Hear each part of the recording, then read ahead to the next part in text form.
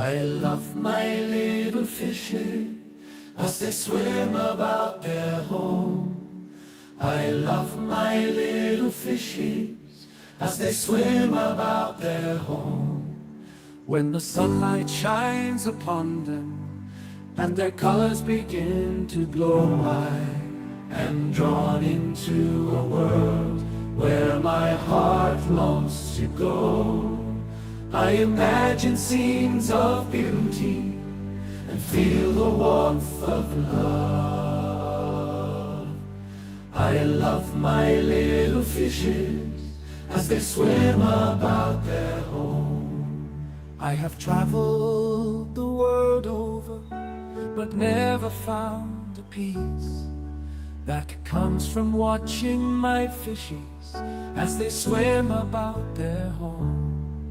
My heart is happy and I am content to sit and watch them swim. I will not be alone while these fishies are in my home. When the sunlight shines upon them and their colors begin to glow, I am drawn into a world where my heart longs to go. I imagine scenes of beauty and feel the warmth of love. I love my little fishes as they swim about their home.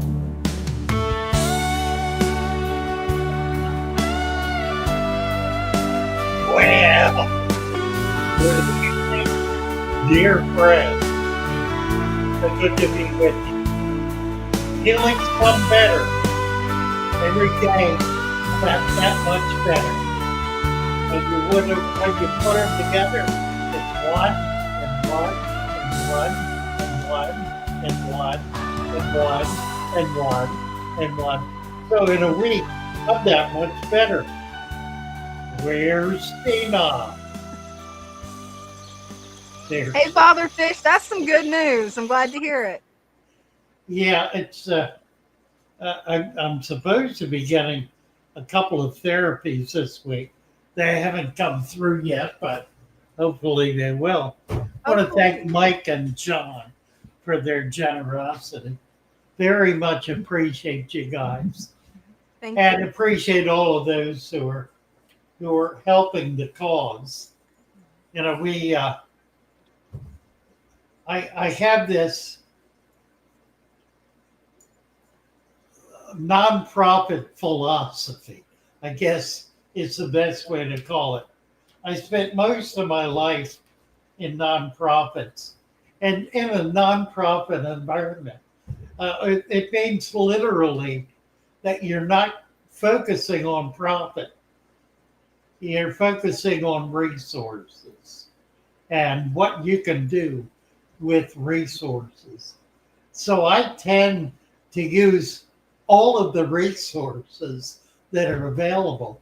And it drives my bookkeeper, who's sitting here with me, absolutely bonkers, because she has to struggle with putting payroll together every week. We're get it done, though. We're doing it. That's it. We're making it. Things are a little tight right now. Everything is slowed down a little bit. But Megan is back. I don't know. Is she here yet? I haven't seen her in the chat yet. Hopefully she'll be able to make it. Yeah. She's back with us, and we're so happy to have her back. Yeah, and she's working on some projects, mostly right now working on getting everything listed in our Shopify store so that we can make sure we have available for sale. In fact, everything we have available for sale. So we got a lot of good people doing a lot of good things, and working really hard to make all this happen. Hello, Adam. Cinnamon is here. Squirt is here. Mike. Who else? We got a mob in here. Yeah, we got a lot of people in here tonight. OG Mad Monk. Wanted to come in and say thank you for the info on the ick. Went and bought fish on PetSmart for my birthday. And the two Oscars both had ick. So my whole tank got infected, didn't have medication. And your heat to 87 for 4 days worked, cleared my whole tank of ick. It is amazing, isn't it? That it is. It really works. Mhm. Adam Armbruster. Thank you very much, Adam. Thanks, Let's Adam. see. Adam's, there he is. He got it. Thank you, Adam. Oh my, you guys are all amazing. Thank you so much. Yeah, thank you. We're trying to set up a system that'll allow us to get more of the gifts that you all give us. Mm-hmm. YouTube takes 30% of donations, which is probably illegal. It Right. certainly is unethical and absolutely immoral. Mm-hmm. So there's no justification for them doing it other than their greed Right. and a general avarice. About it. That's the truth. We're working at a way to be able to make it possible for folks to make those donations so that we can acknowledge them immediately, and be able. It'll cost us 10% typically, but shouldn't really be more than that. And I'm happy to share that to that level with the service. Thank you, Squirt. Thank you. I showed you all last week. This is Melissa. She sent this absolutely exquisite. Look at this. But she did an amazing job. Look at this. It boggles the brain. I forgot to put my necklace on. I was too busy fighting with my mic. I've been cutting it today down to the wire. That's all beaded. That's Gosh, she does amazing work. Isn't that incredible? I don't even know how she does it.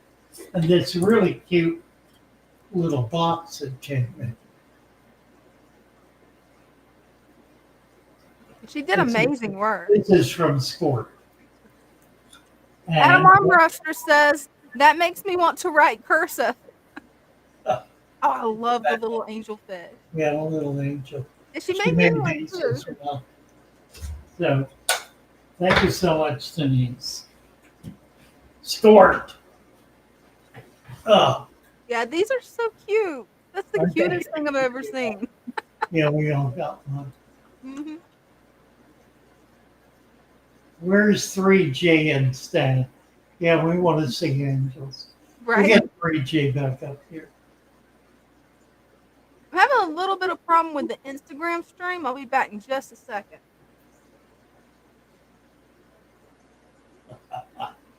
Makes me want to write cursive. Adam said, that's funny. Used to love doing beadwork since I broke my dominant hand. Oh dear. Oh, how sad. Oh, what happened? Well, OJ said Oh, he used no. to do beadwork and broke his dominant hand, which I can only assume was his left hand. Because if it were his right hand, he would say right hand. Mm-hmm. I'm left-handed, so Me I too. understand. I'm left-handed, but I'm lucky. I'm partially ambidextrous. So, Are you really? yeah. Yeah. Now, for drawing, yeah, I need to use my left hand. Bear. Got it fixed. Nice to see you, Bear. We got Instagram back up and running. 6 surgeries. Oh, it is his right hand. Well, that's horrible. Wow. God, I couldn't imagine that. I've been very blessed. It's always my non-dominant hand that gets hurt. You know, Christian, you're absolutely right. There absolutely is an option to make donations at Shopify. Really? That's interesting. Yeah. Well, you make it when you check out. That makes sense. You also can do gift certificates. Mm. So look into that too. Dina's looking into all this. The gift All right. certificate thing might be the way to do it. If we can make it very simple, you know, for folks to do that. Mhm. Simple and clear.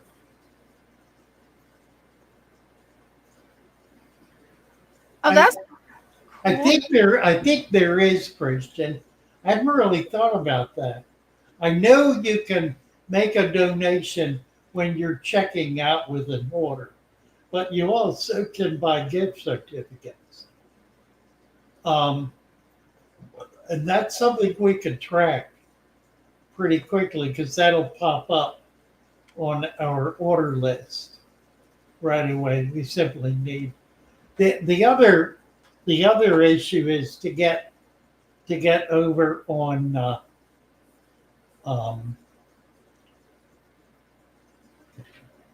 what's it called? Streamlab.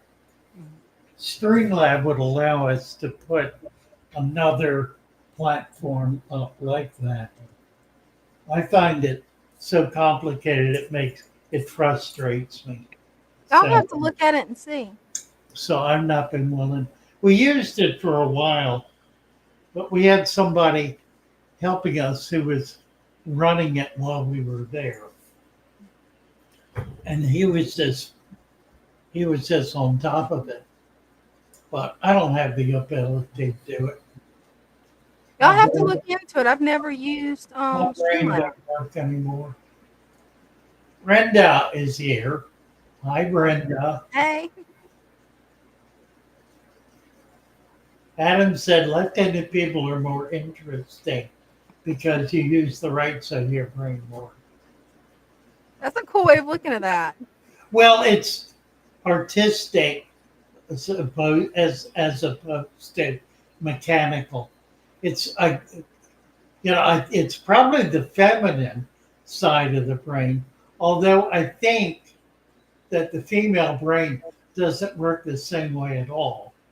If I understand, when you look at a brain scan that detects heat, Mm-hmm. in a man's brain, if he's thinking about something, there's a hot spot. That's cool. He'll think about something, there's another hot spot. In a female brain, it's hot everywhere all the time. That actually makes sense. As much stuff as runs through my brain. Yeah. Danielle is here. Hi, Danielle. Hey, Danielle, I love Oh your my thing. word, she got a mess. This. Oh dear. Look at this. Oh dear. You What set have up you the done? guppy fry. Now Yeah. you've got green water. How wonderful. And guess where I got it? Where'd you get it? I found it at Tractor Supply in a cart outside. Oh, you're kidding. Oh, that's funny. Nope. That's funny. I went inside and I bought a case of jars and I just collected it over 2 days. Wow. No Well, one heard, nobody cared. now, do not put Daphne in it. Nope. I use Because, an eyedropper and feed my little resurrection jars over here.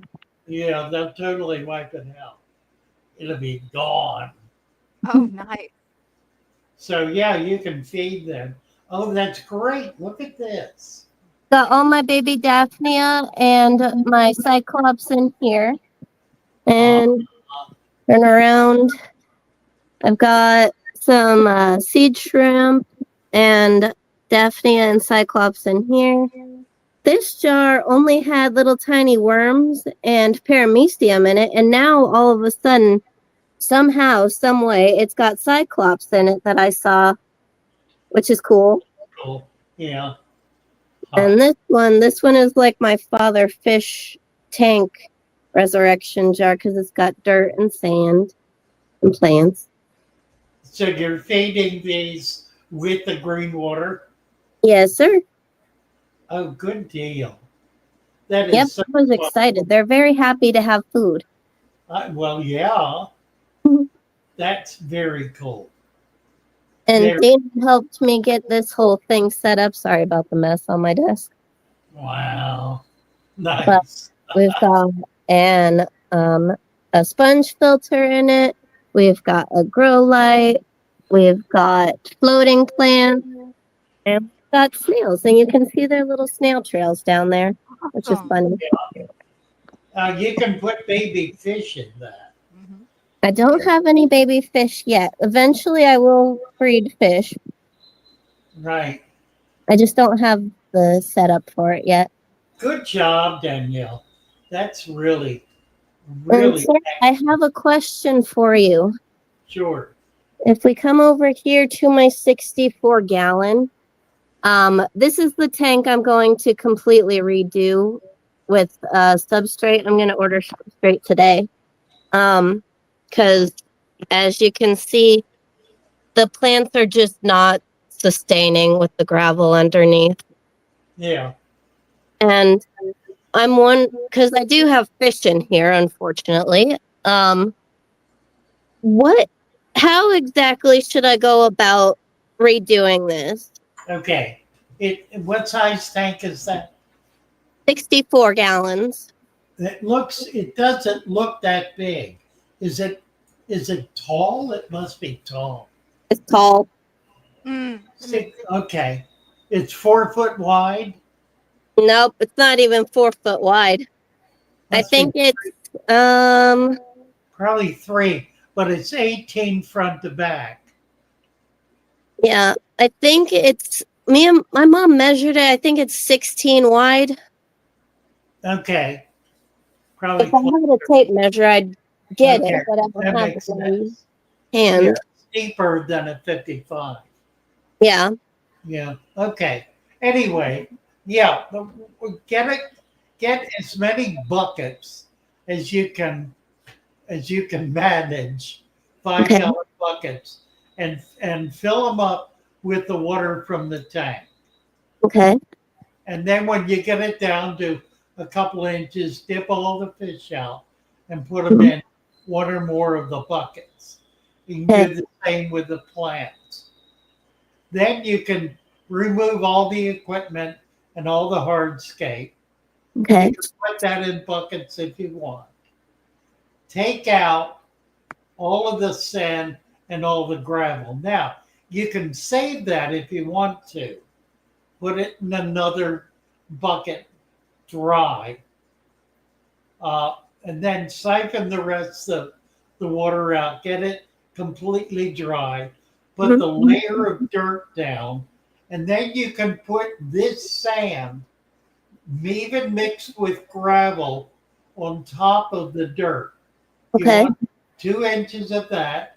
You can do a little more than 1 inch of dirt. If you want to, once you get the soil, get the 70-gallon Yep. bag, and you can add some peat moss or potting soil to that to get it up to about 1.5 inches, close to 2 inches. And Okay. then like 3 inches of sand on top of that. You want double the amount of sand as there is dirt. So if you make the dirt a little deeper, you want to double the sand. And if it's sand and gravel, that's fine, not a problem at all. Okay. Once you do that, then lay a plastic bag or a bowl or a plate or something in there and start pouring the water in. You may need help with managing the buckets, or you may have to dip water out of them to do it. But be careful not to stir up the sand. Yes, sir. That's the main thing. And go ahead and fill it right back up again. Add whatever extra water you need to get it full. Okay. Put your hardscape back in, put your plants back in, and put the fish back in. And get All everything at once? all at once. Yep. Okay, so everybody can go back in at once? Yep. Okay, You're awesome. keeping, you're keeping at least half of the same water. And you're reusing the substrate, which has a lot of bacteria in it. Okay. So you're really not making that big a change. All you're doing is getting dirt down under it. Yeah. Yeah, and then it'll just move forward from there. It'll be fine. Awesome. At that point, you'll be able to plant a lot more plants in it. Yeah. But when you do plant the plants, plant them only halfway into the sand. Yes, Because, sir. 1 inch. about 1 inch, right. The new dirt is hot. It has not chelated yet. There Yep. are a number of elements in there, minerals and so forth, that will interact with each other for a period of time. It doesn't go on permanently. That activity can last anywhere between a few days to a few months, depending on what it is. Yeah. But once that's done, then you'll begin to see soil migrating up into the sand. That's Yeah, when look at you my know other it's tanks. chelated.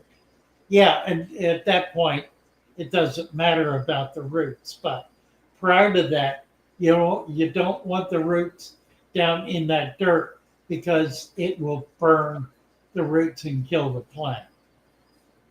I mean, the plants aren't doing great now, but yeah, let's not cause them any more problems. You'll see an immediate difference. Yeah, I believe it. My 55, I've got plants propagating themselves in there now, which is so exciting. Nice. That is cool. And Well, my this- quarantine tank is just doing absolutely fabulous as well. I've got dwarf water lily leaves floating up on the surface now. Wow. Oh, Nice. cool. This sounds like a lot of work. It probably won't take much more than an hour to do. It'll be back together. So, Yeah, I'm excited to get this one to the Father Fish way because the capping just has not gone well for the poor plants.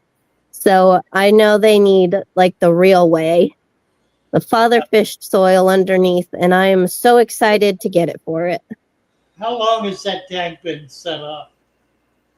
The tank itself, 12 years, capped about a month or two, and plants just keep dying. Okay. Yeah, so you probably kept it very clean. I did. Yeah. It was before I knew natural aquariums Right. and before I found you. And the guy at the pet store said, "Oh, you just need a few plants. It'll be fine." And I was like, "Okay, cool." So I got a few plants. And then maybe 3 days later, I found your channel and I went, "Oh boy." Wow. Right. Well, that's going to be wonderful. Look forward to it. And I'm Yeah. so excited about what you're doing with the food web. That's Yeah. really, really cool. Yeah, I love my resurrection jars. I especially love looking at them under the microscope. Father Fish, have you ever seen green water under the microscope? It's fantastic. It is so cool. She sent it my way. It's amazing. Hmm. No, Yeah, 'cause it was the first thing I wanted to do when I got this. I got a little eyedropper. I got a little bit, and actually, my microscope is sitting right here. nice. Nice. And I didn't see anything at first, but once I switched the lens to zoom in a little more, I audibly went, "Oh, wow." Ah, because God's creation is just amazing. Amen. Amen to that. Well, I'm going to hop off of here, let somebody else hop on. Thank you so much, Father Fish. I so look forward to showing off the 64 whenever it's Father Fish Way. Look forward to it. Thank you so much. Love you guys. Love Bye. ya. Bye. Okay. We have Peter here. Hey. Oh, where'd he go? I don't know. Hi. Hi. Are we there? Are we on? Yeah, we're back. Hey, that's great. Hi there, Father Fish. Now, we spoke last week and you gave me some great advice. This is a fairly new tank. I've only had it set up 3 weeks. I didn't know about Father Fish when I set it up. So I've got this fluval stratum in the bottom here. Okay. Now, last week you told me to put more sand over the top. I'd already put sand. So you see how deep that is now. That's pretty good. Yeah, that's better. And the plants seem to be doing very well. If not too well, they're shooting out the top there. But no, that'll work fine. The only issue is it's going to deplete. So the way to strengthen it is to build a food web. Yeah. Which is really little more than dead leaves. Just add them on a routine basis. Yeah. And that will build up the nutrients in the substrate. Yeah, that was going to be my question, Father Fish. In fact, I mentioned it on the chat earlier. Because I'm in the UK, I'm sort of nervous. I'm thinking, well, you know, the leaves in your ponds there are going to be used to high temperatures pretty, you know, the climate would be similar. But what about the leaves, the dead leaves that lie around in the UK? Would they be compatible with the temperatures in a tropical tank? Well, you know, they wouldn't be any different, really, than the leaves here in Maryland. I thought your other question about the biology was interesting, and I did want to speak to that. What's remarkable about microbiology, paramecium, amoebas, green water, all of the macro, the macrofauna and the microfauna, is that it exists in the same form everywhere on Earth. Yeah.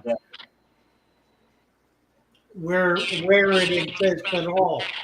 Yeah. So it's the same species. So it's leaves I need. So you think if this, as it stands at the moment, will degrade if I don't put some other sort of life form in it then? Yeah, other than fish. Well, you need fish.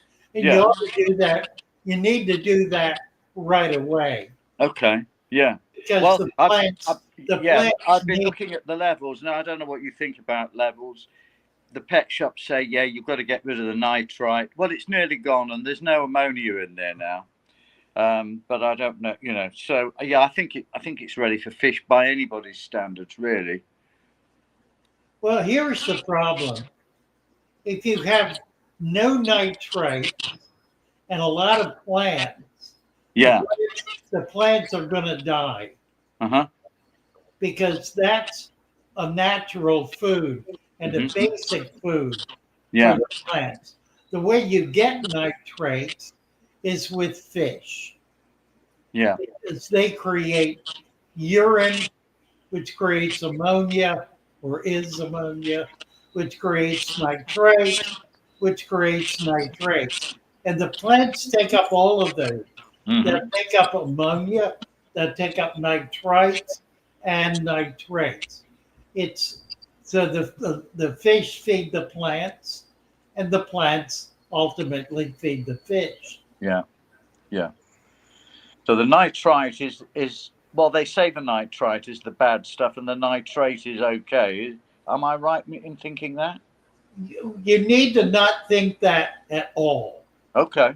And the reason is you are developing a balanced aquarium Yeah. in which all of those things work together. Hmm. In other words, if you're trying to maintain a laboratory environment in which only certain things in the natural cycle can survive, then yeah, you absolutely want to control nitrates and nitrites and ammonia. Yeah. But if you have a balanced environment in which plants are absorbing all of the waste from the fish, Yeah. then it's then the plants will grow and expand to take advantage of the available nutrients, which are nitrates, nitrites, and ammonia. Hmm. So it kind of it's the process that's Yeah. important. For so long, we've tried to adopt an attitude that a fish tank cannot be a natural environment. It has to be somehow Sterile. an exotic laboratory kind of experiment in which other forms of life and other kinds of chemistry are absolutely forbidden. Yeah. Mind you, to be fair, this change in nitrite, nitrate, and on ammonia is happening naturally. I mean, the shop, they said, well, do partial water changes. Keep doing water changes and the nitrite will go lower. Well, I didn't want to cause an argument in the shop, but I haven't done that. I listened to what you said. I've not changed any water, and the nitrite on its own has gone down, so Right, we're exactly. heading in the right direction. Yeah. Well, they're not maintaining No, natural environments. no. They don't know what that is, I'm sure. Well, interesting. You recently worked in a zoo locally here. They have lots of tanks. They're even in the zoo, well, you probably know this, don't you? They're repeatedly taking out the partial water changes, sucking up all the dirt from the base. They have to do it. And the zoo operators have to spend most of their day doing all this. Yeah, Well, yeah, that's right. Most of the public aquariums are the same way. yeah, yeah, yeah, They just it's beginning to come around. I yeah, got a letter from some of the folks at the Baltimore Aquarium, the National Aquarium, and they've said we talk about Father Fish all the time yeah. and are working at trying to develop ways to build and maintain natural aquariums. You, So you I sweeping, you're yeah. sweeping the globe. You're sweeping the globe, Father Fish. That he is. Well, that was exciting to hear. I like your tank. It's Okay. very nice. Thanks Yeah, a lot. God bless. get fish and build a food web. Will do. You're good to go. Okay. Thank you, Catch you Peter. later. Nice. Hmm. It's really amazing. Really? Oh, what else is going on? What's happening in the chat? Mainly talking about green water. Oh, really? Interesting. There's actually a lot of people that's creating green water cultures to be able to feed their fish fry. It's pretty cool. Yep. Yeah, green water is your friend. It is. Green water is a sign that your tank is very healthy. It means that you have plants that are absorbing, they're living in there because they're absorbing essentially toxins or things we consider toxins, nitrates, nitrates, and ammonia. So you've got a healthy tank. It may be hard to see in it. Right. That's for sure. And that's why we use higher order plants that perform the same function, but don't turn the water green. Uh-huh. Michael Farmer. Hello, Michael. Nice to see you. JJSW recently joined Discord. Miss Nice. Molly. Are you Miss Molly? Who's Miss Molly? I'm not sure. I'm not sure on it. Big Time Adventures. Amazon sells frozen platforms. Oh, really? Huh. I have to look into that. I usually buy, and I need to get an order in, frozen product from Brine Shrimp Direct. Mhm. They do sell frozen, and they've got pretty much everything. They got a really wide selection. Their prices aren't bad. I mean, it's at retail. I could get that stuff at wholesale. It's such a bear for me to buy at wholesale, and I'm not buying enough dry goods to really make it worthwhile. So, what little bit I have, I usually, I hate to say this, I get it on Amazon. And just mark it up 10% to cover my costs. So I don't really make any money on any of the dry goods I sell. I do have a couple of wholesalers I work with. The Florida Fish Farmers Association, which is an old organization. I've been a member for 35 years, I guess. They sell to fish farmers and are owned and operated by a cooperative fish farmers. So you can get products from them that are really not available even from other wholesalers. That is really cool. Yeah.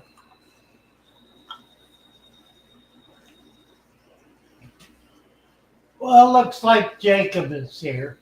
Cool. Shall we entertain Jacob here for Absolutely. see what his current story is? Hi, Jacob. Hey, Hey, how you guys doing? good. Okay, how are you? Doing pretty good. She's doing really healthy still. I'm surprised that those plecos have stayed alive. They were in massive amounts of ick for like 2 years straight when I first started. Wow. You got a cave in there for him? Yeah, that's why I put more sand back here because she ain't gonna stop digging. Your clown loach looks good. Oh yeah, there's 3 of them in there. They're getting just fat. Nice. Healthy clown loaches is a sign of a healthy tank.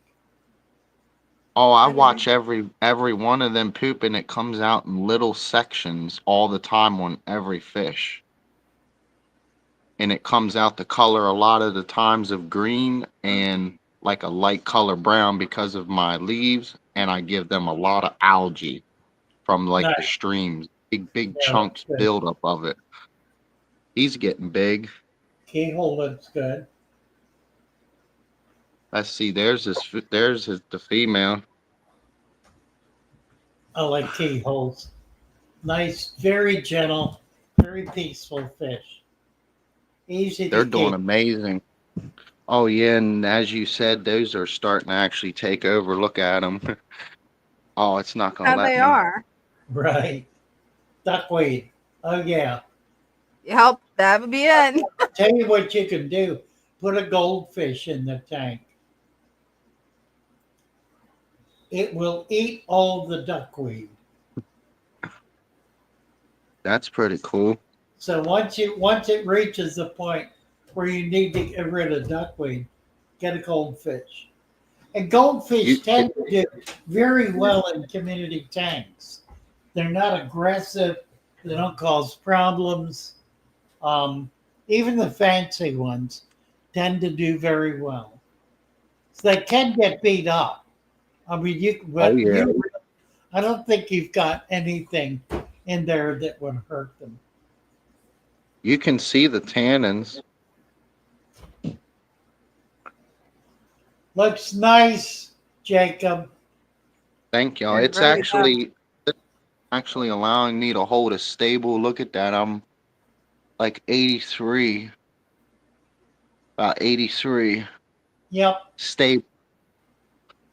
This is the first time it's allowed me to ever do that, which was awesome because the biology is more persistent, more stable. I have more of an actual balance than I did in my original system. I was still doing things wrong. Yeah. Well, it's looking pretty good. I Yeah, don't it's think Oh amazing yeah. the progress that you've done. Thank you. Yeah, they're Thanks. starting to come over here in little patches. Yeah. Take care. It's Bye for now. thank Bye. Thanks, Jacob.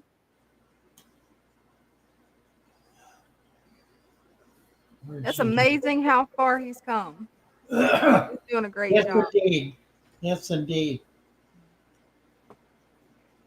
Hmm. I like your mug with the sticker. That's cool. Like it. Right. I got stickers on a bunch of stuff. Me too. Oh, you know what I've got? I ought to sell some of these. I've got, look at this. Oh, those are cool. I want some of those.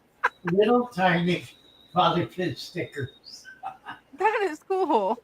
I'll send you some. Yeah. I got my sticker lady made a bunch of them. I had some bigger ones that got used up on something.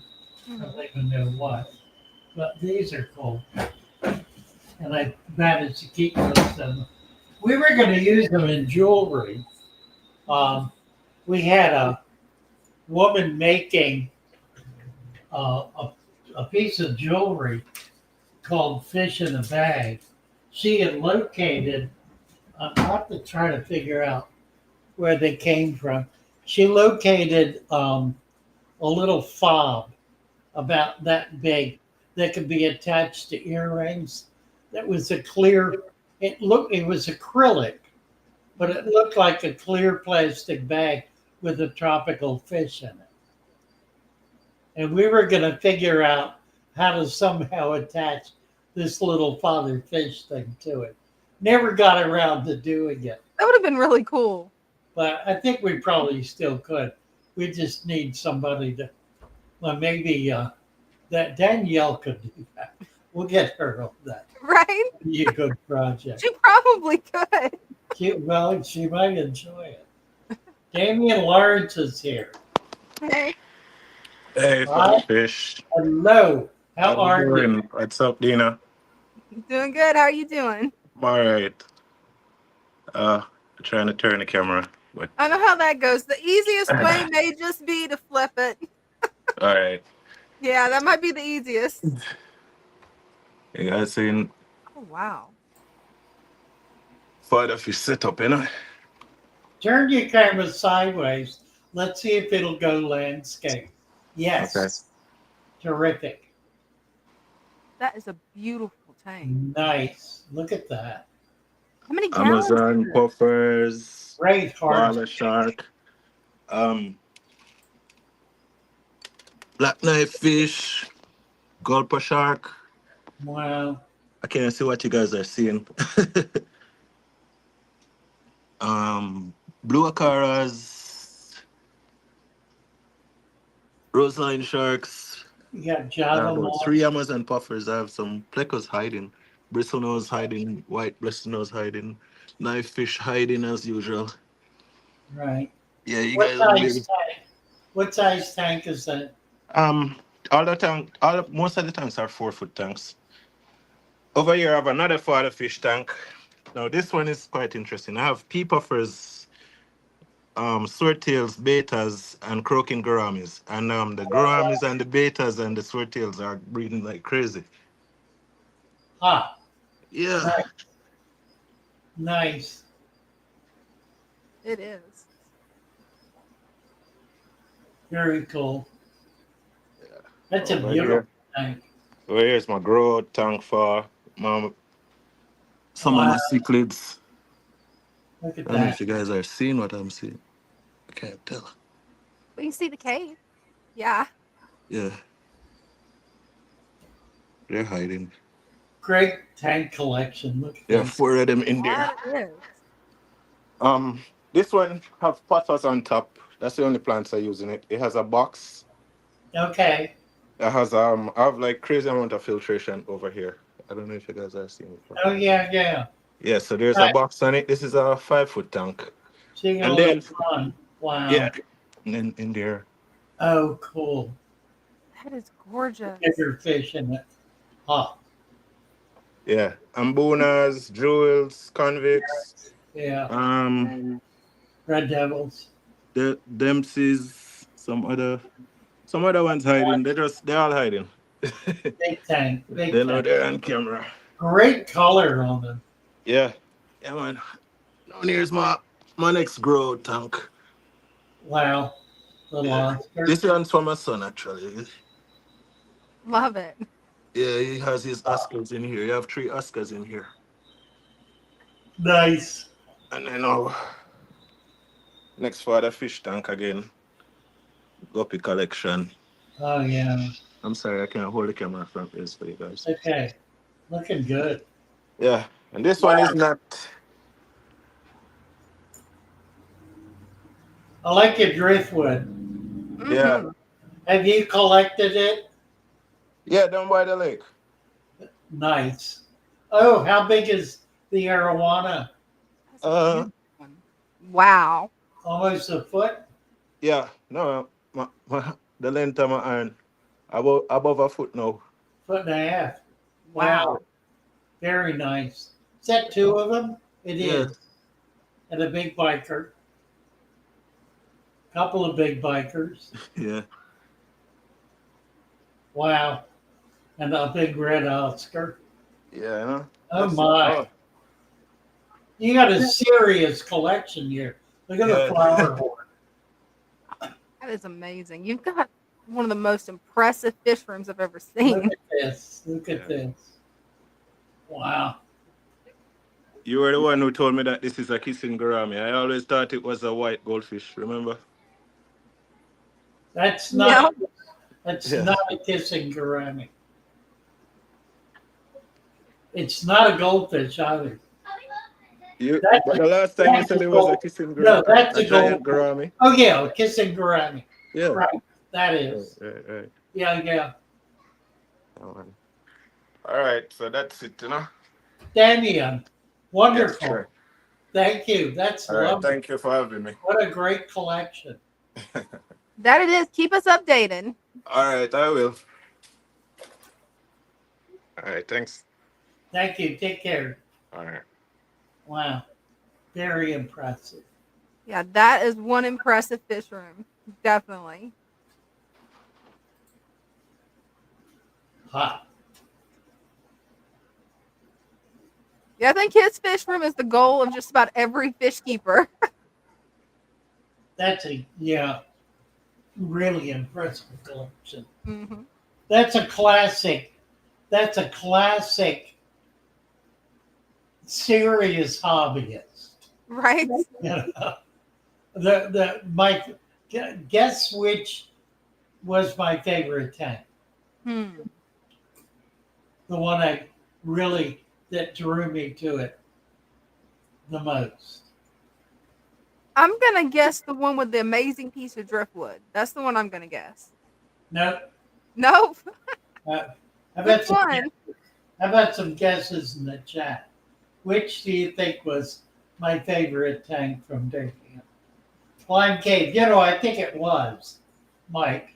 I think that was a blind cave, along with the kisser and the goldfish. The arowana one? No, not that one. There were 3 blind caves. I was on last week. Oh, you couldn't if you tried, Adam. What did Adam do? He's saying he doesn't want to wear out his welcome by coming up again. Love to have you. Absolutely. The one with the red devils. Score. You nailed it. It's exactly right. The one with all the big fish in it. It was a tank sitting on the floor, a 5-foot tank, which is probably 125-gallon tank, loaded with fish, and in a way that was extremely healthy. He's really got a feel for being able to maintain fish in an environment. I think this approach is going to hold him as he moves forward with it. A lot of his tanks are basically gravel tanks, but he obviously understands the importance of a balanced environment because he's got that happening in all of his tanks. Very, very impressive. That it is. DeWitt Martins, you want to have a collider tour up the Congo, you cannot. The river, like the tribes, it's the last true safari interested. I have a friend, Rick Hahn, who owns Catoctin Zoo, who took that trip some years ago. That's cool.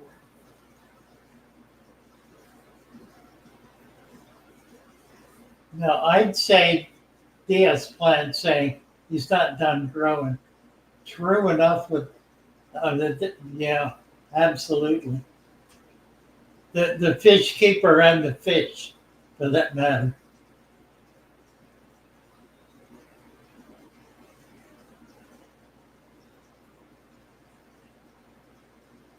Yeah, what was impressive to me about that tank was how healthy and active and alert all the fish were. They He even had noticed, so right? much, he had so much structure in there. They were not beaten up on each other. They were able to relate to the hardscape rather than simply each other. So they could kind of separate themselves out. It's a really an important thing to understand, particularly with large fish, but small fish as well. The importance of hardscape. We do it primarily with plants in our little tanks, like the 10-gallon tanks. It becomes so difficult, particularly in a shop environment, to be able to have much in the way of hardscape in there because it really does get in the way of the nets. You have to pull it out every time you want to catch something.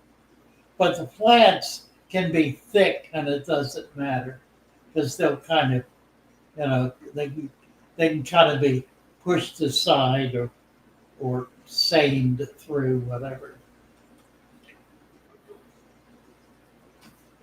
Danny OCZ. We need, oh, there he is. Okay. Danny-O. Hey, Danny-O's. Have we got your mic? can you hear us? Hello? Can you hear us now? He's having trouble with his mic. Yeah, I know how that goes. He was up last week. What a spectacular tank. I Mhm. gotta show this whole thing. Really, really nice tank. Beautiful. That Hopefully, Hopefully the audio will be fixed in a second. Hopefully. Little bulb plant. Yeah, we're not getting sound at all. Nice hardscape. That it is. The rock pile. The rock pile is a really important function of hardscape because it allows things like loaches to be able to find a home where they can't be predated and where they can nest. It's just a very effective way of creating a little safe haven, particularly for smaller fish. Very nice. That it is. Show us more of the tank, Damian. Oh, awesome. It's full screen. Good job. Love that sword. Wow. Yeah, nice swords. The plants look really good too. So a lot of green there. There's some tannin in the water. That looks like a big piece of driftwood, which would explain the tannins. Mm-hmm. It's not at all unattractive, though. I find the tannin color very attractive, kind of mysterious. That's so true. It gives it a sense of being a natural environment. Mm-hmm. It's really, really impressive. Amazing work, Daniels. That's beautiful. Yeah. That it is. Oh, he's got some leaves down there. Cool. Oh, what's that? Probably botanicals. That is very nice. It's got a deep substrate, sand cap. I wish we could hear him. Is that a stone? I think it might be. I can't tell if it's a stone or maybe a crystal. Maybe like quartz, maybe. Hard to say. Yeah. Got some nice.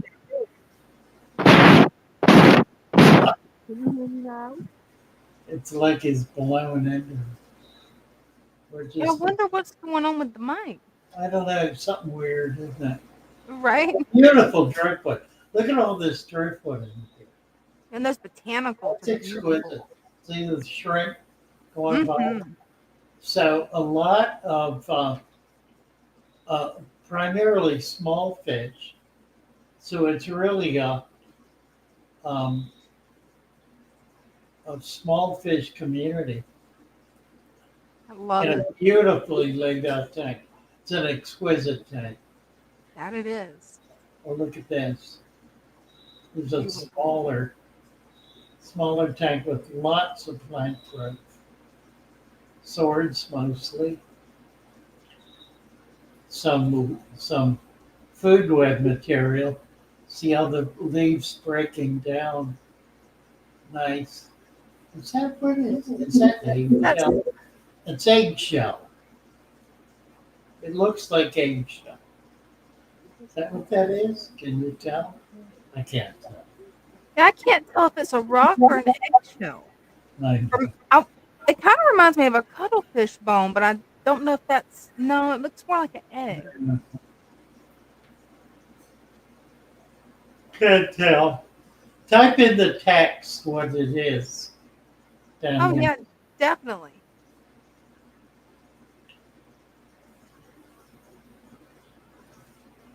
Deep substrate, nice. Mm-hmm.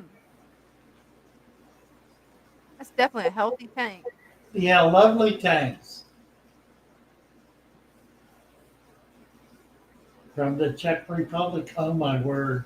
Look at Wow. this. Hot. And none of Beautiful. I love those guppies.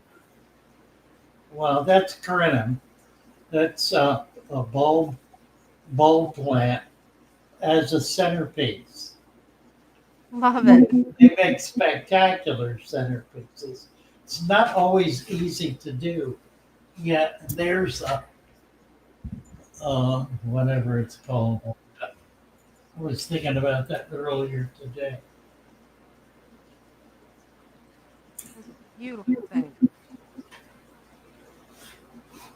I love Right. that monstera that's coming out of the tank too. That's Monstera, right. beautiful. Right. Oh, check that out. That's probably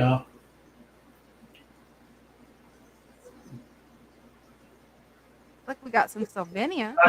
tiger lotus, probably. Yeah. Yeah, that does look like tiger lotus. Yeah. And this, I thought it was very rude. It's not. That's Salvini.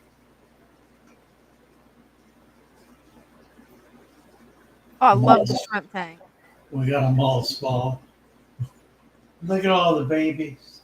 Those babies are so adorable. Oh, what are they? Are they puppies? Well, I can't tell. Yeah, I'm not sure. This must be the tank that he's working on. Cool. Well, I reckon. Hey, you'll get it there. Just need to add some more plants and it'll be looking great. Nice. What kind of plant have you got planted in the top? Like, see, there's one that's coming down. Oh, cool. Another monstera. Awesome. Monstera. Yeah.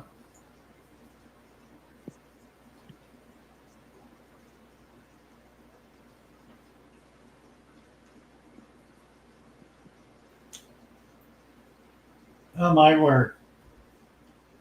Tanks everywhere. Beautiful stuff. That Really, is. really wonderful. Yeah, Very impressive, Danny. It's very, very impressive. that it is. Thank you so much for sharing. Yeah, Need thank to you. get your mic working so we can chat. I'd love Absolutely. to be able to talk with you about these. They're beautiful tanks. Hey, maybe you could come up Sunday. Hopefully it'll be fixed by then and we can all chat about your tanks because you're Yeah. doing a great job. You bet. Yeah. That is beautiful.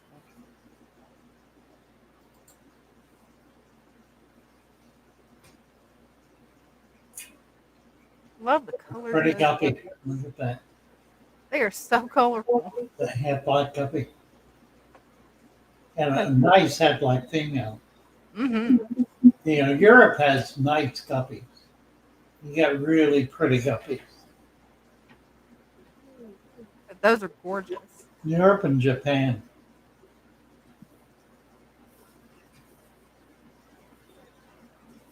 Thank you, Danios. Nice to have you with us. Appreciate thank your you. efforts. Bye for now. Bye. Yeah, it'd be fun to get him up, be able to chat with him. Oh, yeah, it would. Yeah. Let's see. Mike is getting 2 black paradise and more blind caves Oh, from awesome. Dan's fish. 2 of the meanest fish there are. Right? Black paradise and blind caves. From Dad's fish. Honestly. A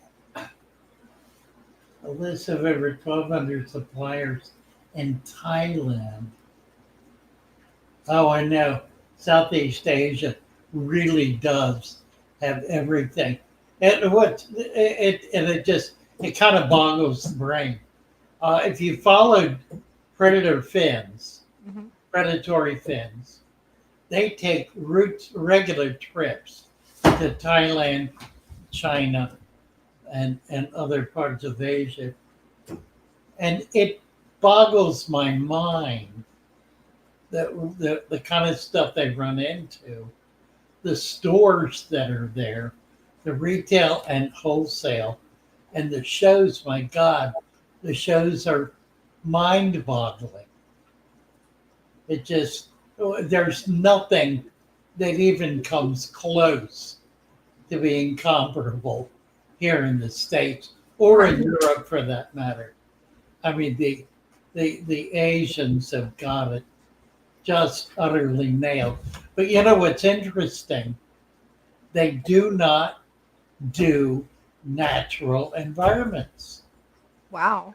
They do not. They maintain species tanks. It's rare to find multiple species in a tank in Thailand, China, Cambodia, anywhere, the Philippines, anywhere throughout the Golden Crescent. There are species tanks.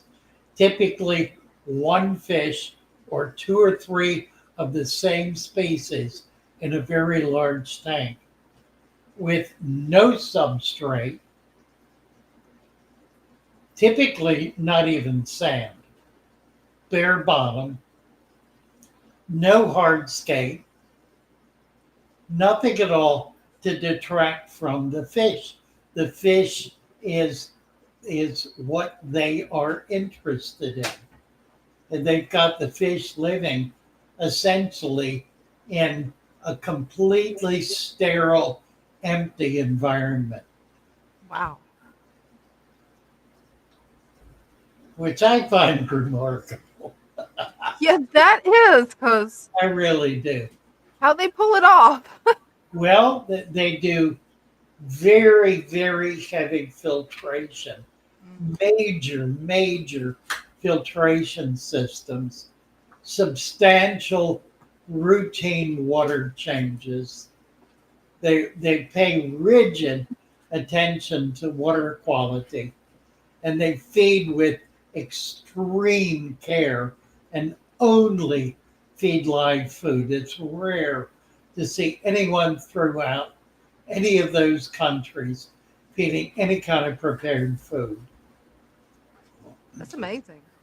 It is amazing. It's a lot of work, though. Ooh. Who is this? Christopher Junkin is currently in North Carolina buying a church in Indianapolis and converting it to a fish facility. Wow. Oh, that's extraordinary. That it is. There is a church in Texas, I'm not sure what city, and I saw pictures of it years ago, that the entire, it's a large church, seating like 1,000 people. The entire perimeter of the church is a fish tank. Oh, wow. I've got to see that. They maintain a full-time aquarist to just keep the tank going. Wow. That was years ago. May not even be there anymore. Adam says, name it Holy Fish. Love it. Very cool.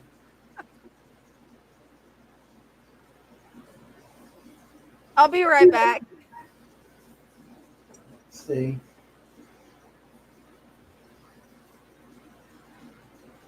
Buying a church in Indianapolis. Building a 400 tank system. Wow.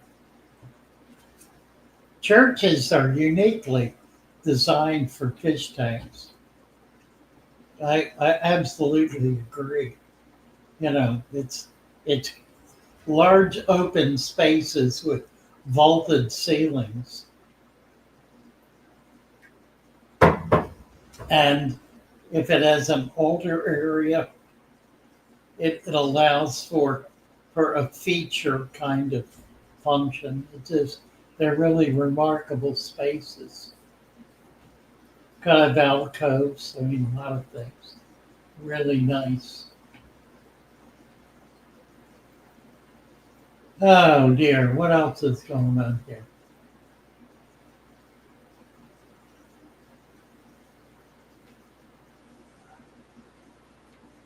He's talking about Brutus. Who's Brutus?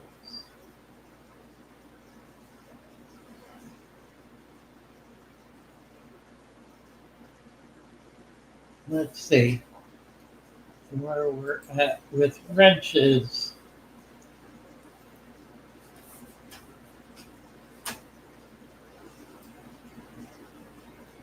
Christopher Junkin. Need to get you a wrench. Indianapolis. Remarkable. Aquaholic fishing. Thank you, Aquaholic. We'll get you get you a wrench.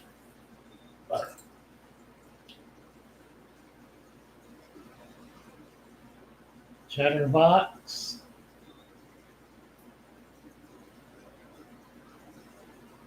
Hiraki music. Thoughts on discus water changes. You know, I do it as needed. Um, Discus tend to be uh, a bit more sensitive in some respects. In others, they're not at all. I think what's most important for discus, frankly, is temperature, because they'll they'll show all kinds of strange behavior. They tend to bunch up in a corner if the temperature is down. Give Joseph a wrench. I think I just did. Joseph. Joseph Griffin. No, I did not. Let's see. All right. Joseph got a wrench. Christopher Junkin. I just gave him a wrench.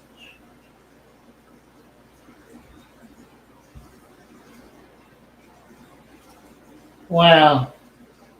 That's remarkable, Christopher. I know what you mean by old churches. You know, and there are more and more of them around as the church goes through its current transition. And they're wonderful buildings, amazing buildings.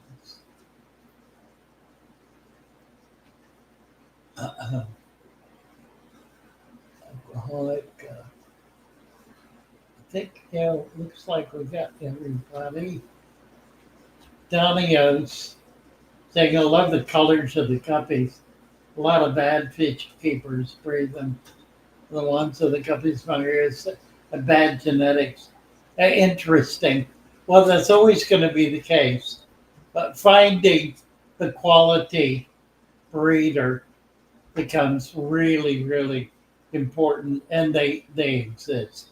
I mean, Germany has a lot of them. The Czech Republic does.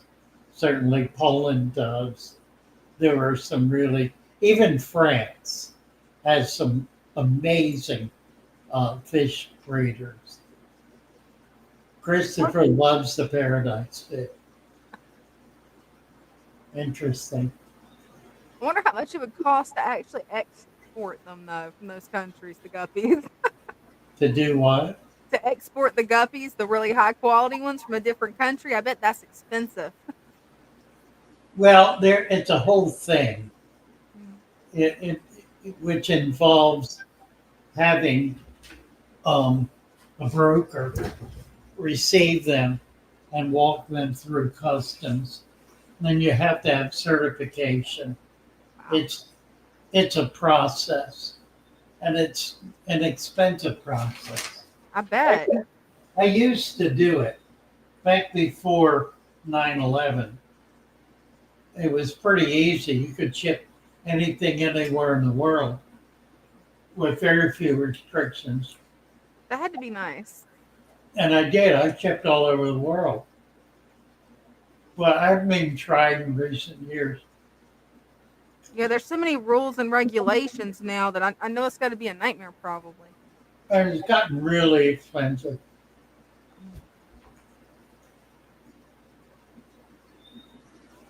Matthew Plowden, hello.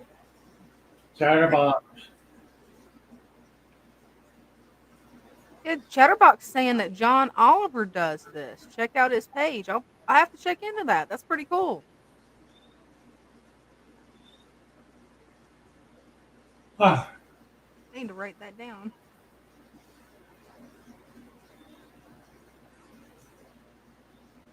what are you talking about? Yeah, Chatterbox is talking about there's actually a really high quality breeder for guppies named John Oliver. Oh, right. Mhm.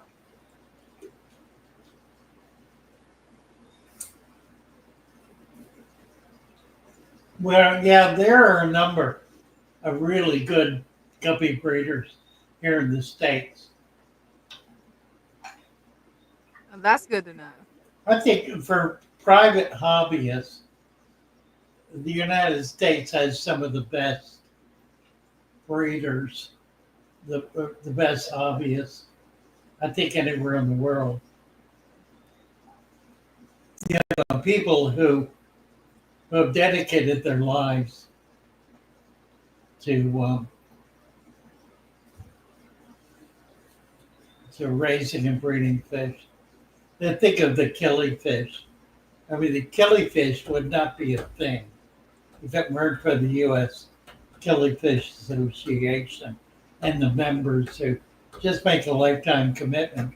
I mean, some of these guys have hundreds and hundreds of little tiny fish tanks and are maintaining hundreds of species of killifish.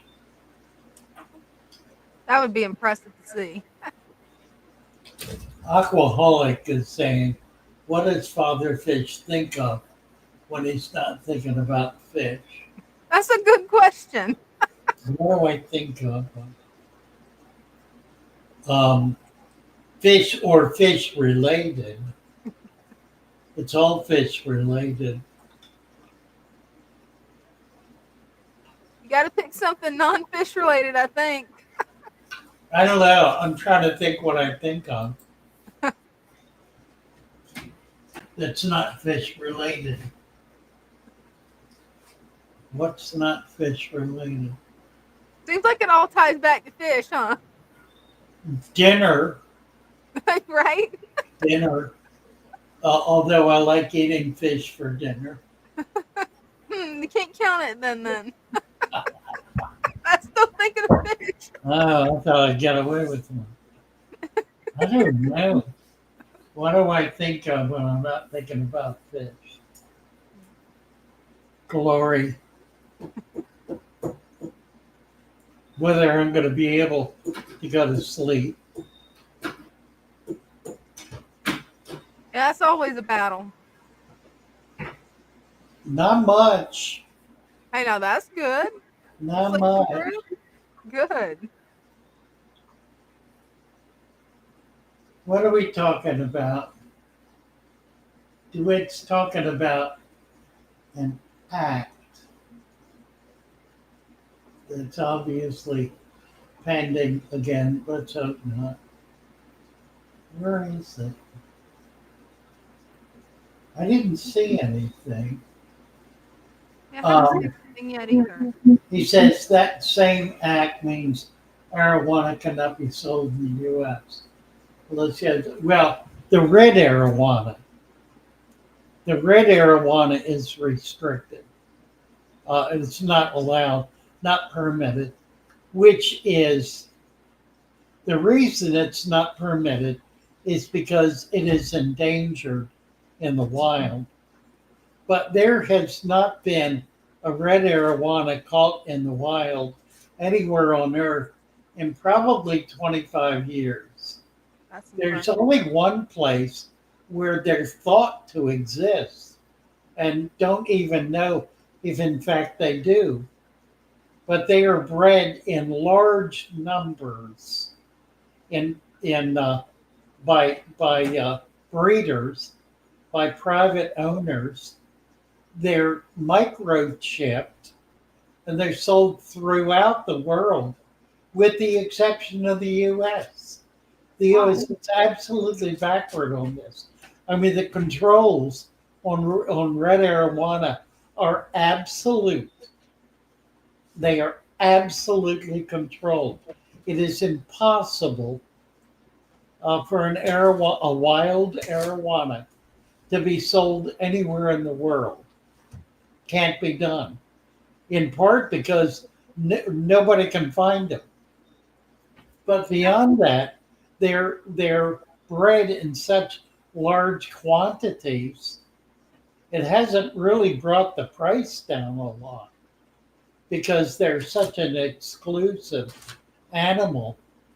But they're all bred in captivity and they're all microchipped. So there's no reason at all, for them to be restricted. They're not, that law is not protecting anything. It's simply creating a do not cross this line kind of list by the government. It's an exercise in abuse of authority, which our government is known for, as are all governments. I think it really needs to be put down. This is a small issue, a very small issue, but it's symptomatic of a pervasive attitude that somehow a bureaucracy should be in control of the private sector and should act as authority over what people in the private sector can and cannot do. It pushes law to an extremity that is tyrannical. That's the nature of tyranny. When laws are passed that serve no function other than to restrict and confine a populace. When there's no other external benefit either to the populace or, for that matter, to the whatever it is being legislated. And in this case, there's no benefit, none whatsoever. If they were permitted, if they were not disallowed in the states, there would be people in the states who would be breeding them. Right. The population would explode. And in point of fact, every time an endangered species is allowed to be in the hands of private owners, its population explodes. Literally explodes. The only animals that are in danger of absolute extinction are those that governments refuse to allow the private ownership of. Those are the animals that will not survive because they cannot, because the government in and of itself is incapable of just the huge volume of activity that's involved in being able to have hundreds and thousands of people working to maintain and expand this population of animals or plants or whatever it is. Here in Maryland, we have a good example with the banded sunfish. The banded sunfish can only be owned if its provenance can be proven. Provenance is where it came from, and it has to come from a bona fide breeder. Otherwise, it can't be taken and it can't be bred in the state of Maryland. I got some at one point from DC and discovered they were illegal for me to have in Maryland. They're legal in DC, not in Maryland. I'm not even sure they were legal in DC. I think the breeder may simply have maintained a population of them for so many years that he was grandfathered in. That usually does happen. And I was fortunate enough to get a few and got them out to other people. I don't have them anymore and I can't get them. He's gone out of business. He's no longer has a fish room. But the reality is, if the state of Maryland, Department of Natural Resources, would allow the private ownership of this species, it would not decimate the population. It would substantially increase the population because they're really quite easy to breed and quite easy to raise up. and could very easily then be distributed back out into the environment to increase the numbers of wild species. That would be such a simple thing to do. Instead of that, DNR has charged the National Aquarium with the responsibility for breeding them out to return to the environment. Well, National Aquarium is one resource, and they're frankly not able to do any more than any one breeder would be able to do, that any one hobbyist would be able to do. You know, it's not the only thing they're involved in. If they got involved in it, which I don't believe they are, it would be they would be dedicating part of one aquarist's time to maintain one or two aquariums, which would not get near the attention that the animal deserves. It is regulation that is blind and arrogant unto itself, and does not believe that cooperating with the private sector, with the public, is a legitimate exercise of its authority. And there's the issue. The issue is we have too much bureaucratic government that exists in its own world, isolated from the general public, and in a position to be able to tyrannize that public with its regulatory functions. That's what's wrong with government. It is not of the people. It is apart from the people and exists as an independent entity from the people. And as such, I firmly believe that our Constitution precludes that.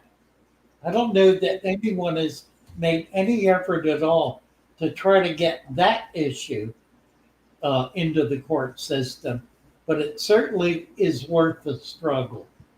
It's worth as much the struggle as any other major social issue, because it would bring government back into the public sector where it legitimately belongs. It should always be interfacing on a cooperative level with the private sector, with business, with nonprofits, with individuals, with the populace, and not be apart from it. That's the nature of tyranny. When government is apart from the people, it then operates on its own interests, operates on its own devices, and does things that are not in the interest and not in the devices of the people. And it tends to get full of itself. Right. It tends to get arrogant. Somebody was asking earlier what I think about when I'm not thinking about fish. This is what I think about. I think about this kind of thing. I also think here's something else I think about a lot. Yeah. I think about the nature of God That's cool. and the nature of reality. Mm-hmm. And I am so excited about some of the breakthroughs, the scientific breakthroughs that are being made right now, because they are verifying and authenticating the nature of God.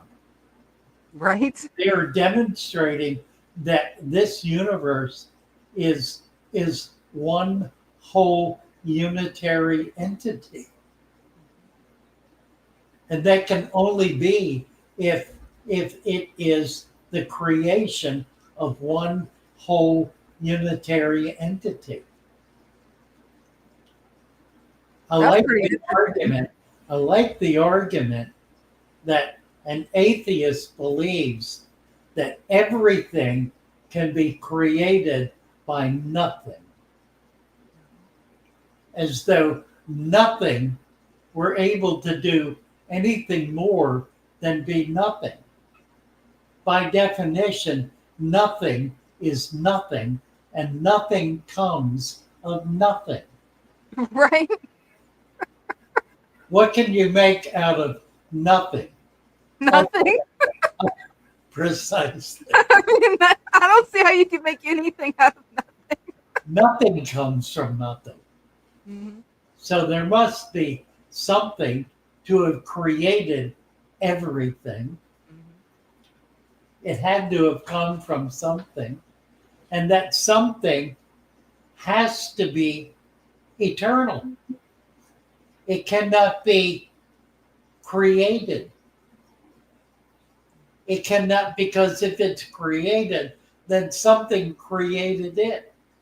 You've got to be able to get back to an original cause, an uncaused cause, an uncaused event, or an uncaused entity, call it what you will, something which is and is eternal.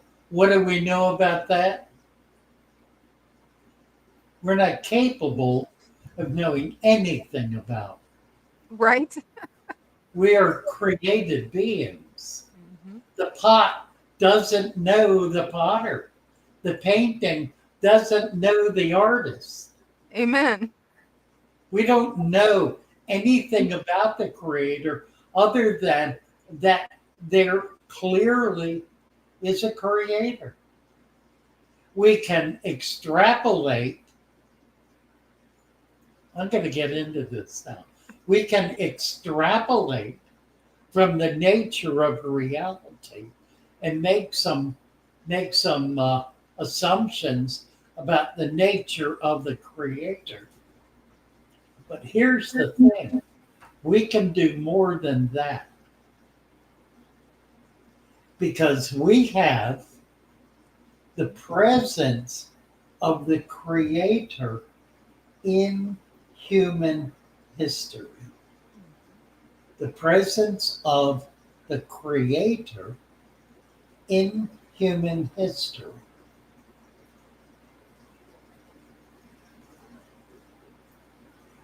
Think about that for a minute. Right? And you'll begin to understand that Jesus is fundamental to the nature of reality. Absolutely.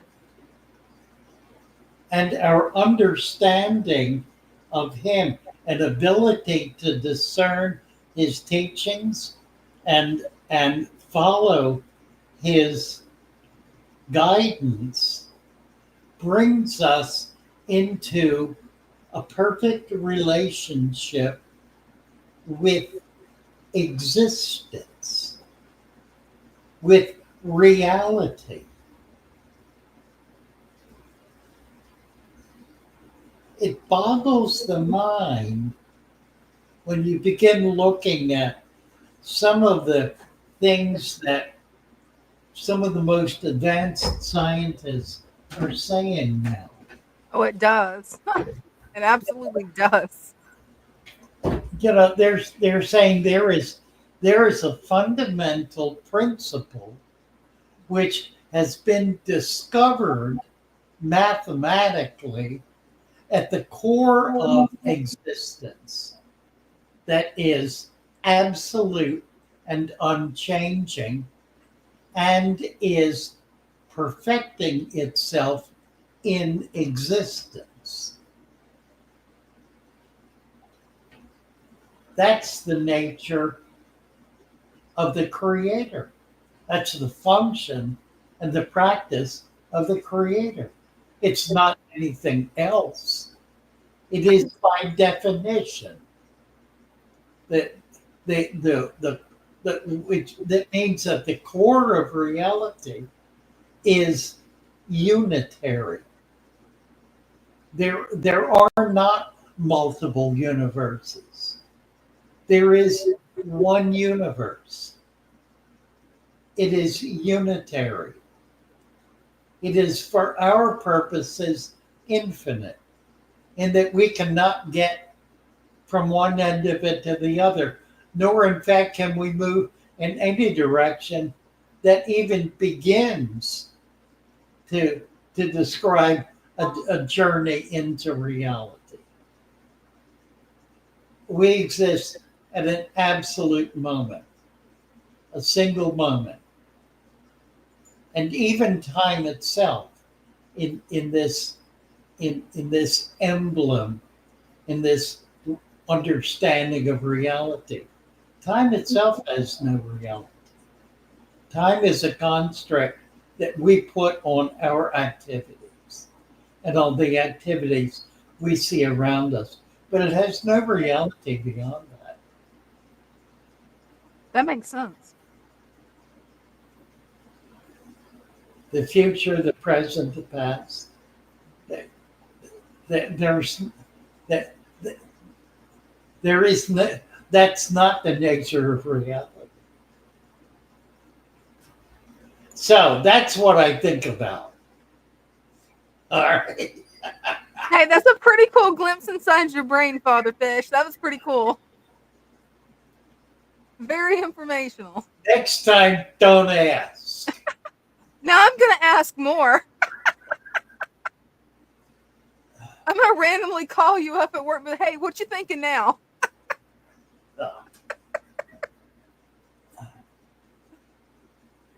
Daniel said he got his mic working.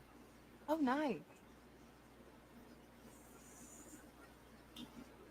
Let's see. Let me jump down here. I'm way up in the chat. Let me see if we get that. What time is it? It is. Good. I just great. blew 20 minutes. Good. Hey, but that was really interesting. That only seemed like 2 minutes. We'll get that in the video. Yeah, definitely. I've been wanting to do that actually in a video. This is one I would love to pick your brain about. Willie Bond 0007 said the holographic universe theory. Have you heard of that one? I'm trying to think if that's. I haven't. No, not specifically. But I'm trying to understand how it would relate to what I've been. It's another theory on how the universe works, and that possibly it's like a hologram in a way. Whether some people say it's the spiritual hologram, some people say that it's a technological hologram. It's a very interesting, strange theory.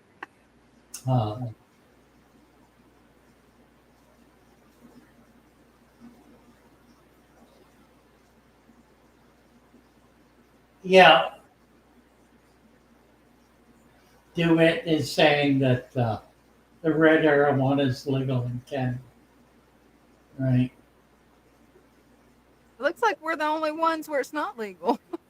Yeah, Lucas has visited some really great fish rooms. There's some incredible fish rooms in Canada and in Australia. Just amazing fish rooms.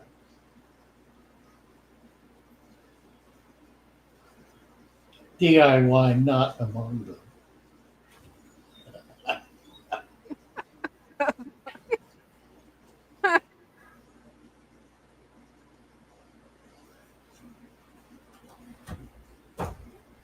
Let's see what all we got here.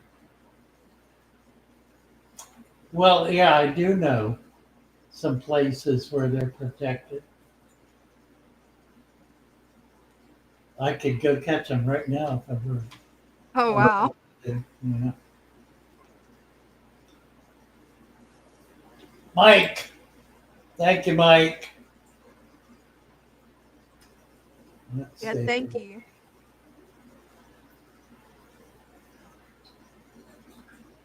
Yeah, it's really not CITES. That's that's a red herring.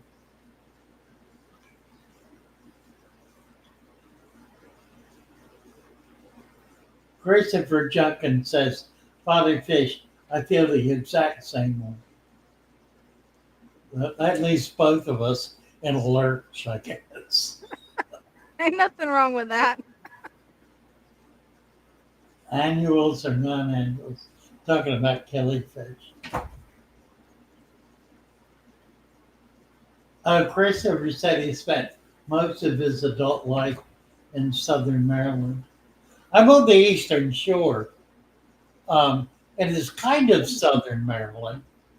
I think of um, the Patuxent Naval Base, Hollywood, Waldorf, as southern Maryland.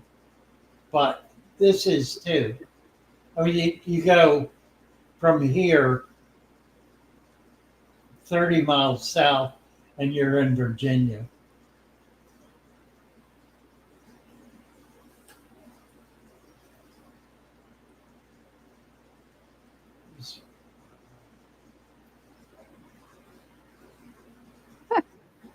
Willie Bond 0007 did a really funny comment, Father Fish. He always wanted a Tyrannosaurus to keep the neighborhood in check when he was a kid. That's pretty good. That's a pretty good one. Oh, nice. Christopher's doing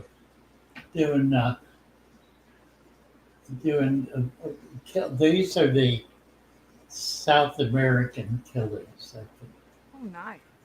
not the African. Am I right about that? Oh no, it's the opposite.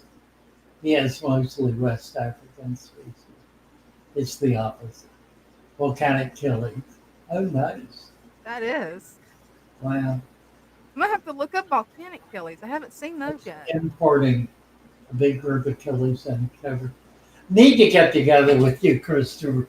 I've got a few. I've had some. I really want to be able to do killings, and have never been able to pull it off. I was been a member of the AKA for years. Was active in I think part of the problem is that I've moved around too much to be able to have the long-term facility you need in order to do it. It also takes some real dedication and daily dedication to be able to do all of the steps that are involved in collecting aims and securing them and so forth. I did more 50 years ago with killies than I've done probably in the last 50 years. In South Africa, every farmer is a caretaker of the wild. We hunt the land and take good care. Nothing more than the pot.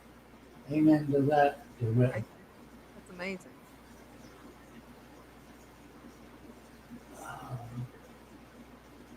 And Yo-Yo wants to know what's going on. Willie Bond says, as an economist, everything since 2020 has more or less been designed to strangle the working people. Right? That's virtually everyone on the planet. Big change, doubled in size. Yeah, no question about it. It's absolutely true. I mean, like it or not, the Trump revolution is the only hope we have of surviving, and not just as a culture, as a species. Because the powers of evil have gained such absolute control over every aspect of government and industry that there is no way to escape them. They must be broken up and broken down. We need a revolution, like it or not. We've got a man who's willing to do it bloodless. Isn't that preferable? Right? I hear more and more. I hear more and more of the advocates of violence calling for blood. And they're not on the MAGA side. They're not. We need to wake up to reality, people. Get real. Don't be so woke that you're a zombie to a reality you really don't want.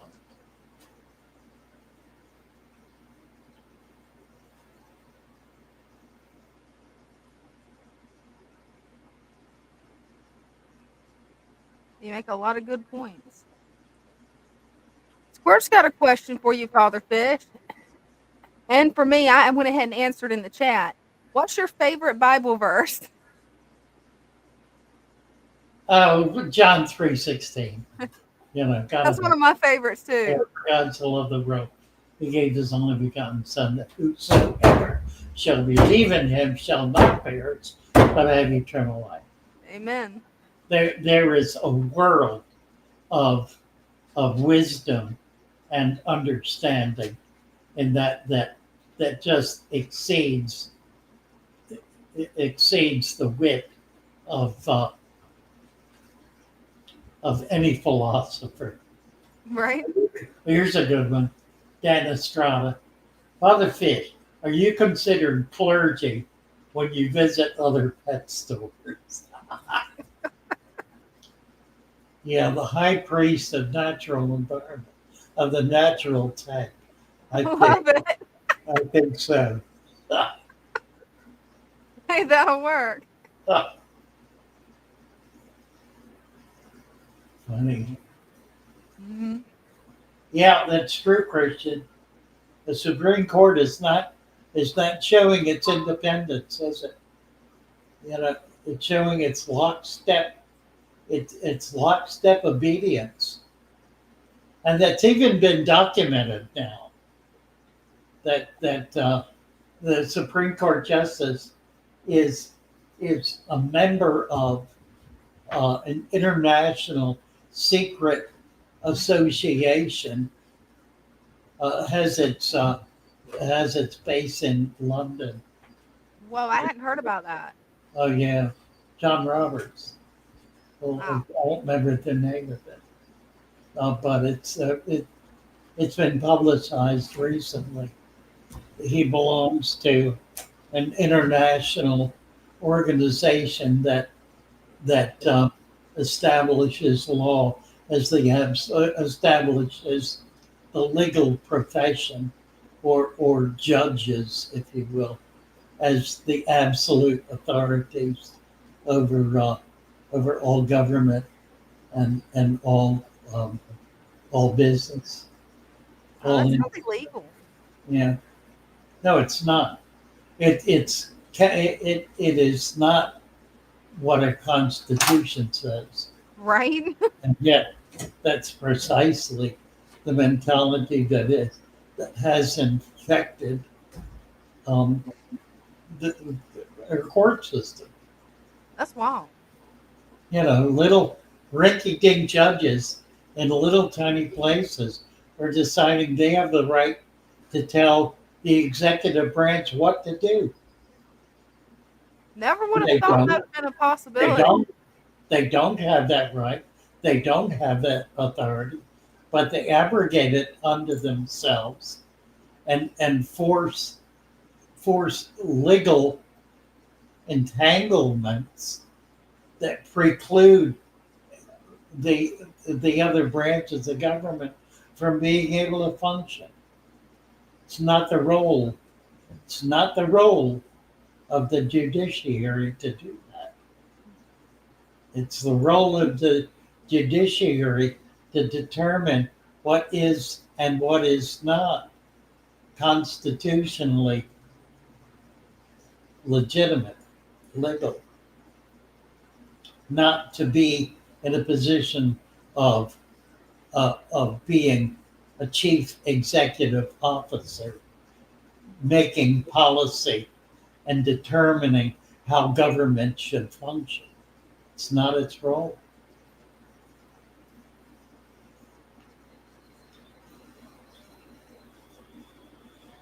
We can keep service going.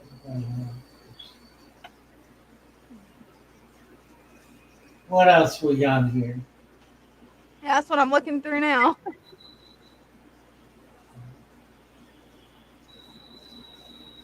Rocket Grid and Countdown Liftoff. Right.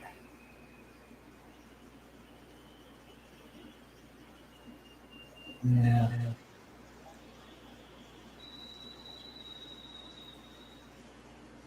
Yeah, that's a good point, Christopher. The annuals have to be bred consistently every year at least in order to be able to maintain the strain because they don't live much more than a year. So if you don't spawn them, you lose them, which is what I was talking about. I mean, the discipline that's involved in doing that. And I've known a bunch of these guys, and they, I've seen the results of 50 years of discipline maintaining species. 50 years of maintaining. You think my 25-year-old aquarium is some, that ain't nothing compared to some of these guys that have maintained the same lineage, the same strain of fish, breeding them year after year after year from the time they were teenagers until they're old men dying. That's amazing. And I've known a bunch of them. They are remarkable people. Squirt wants to know, did the baby birds hatch yet? We candled the eggs today, all 6 of them, and not one egg was viable. Oh, sorry to hear that. So we took them all out, so they'll lay more eggs now. I wondered if they really even had time to breed. And one laid 4 eggs, and the other 2 laid 1 egg each. No, yes. So we kind of took 2 out, so each of them had 2. And they were setting. They were all setting. But we got rid of those eggs, so they should go back into breeding mode that now, and hopefully it'll take. They're all young birds. The males and the females are all just a year old. A vast singularity in which every element is intertwined. Yes. Real science always points back to God. It does indeed. Amen. It does indeed.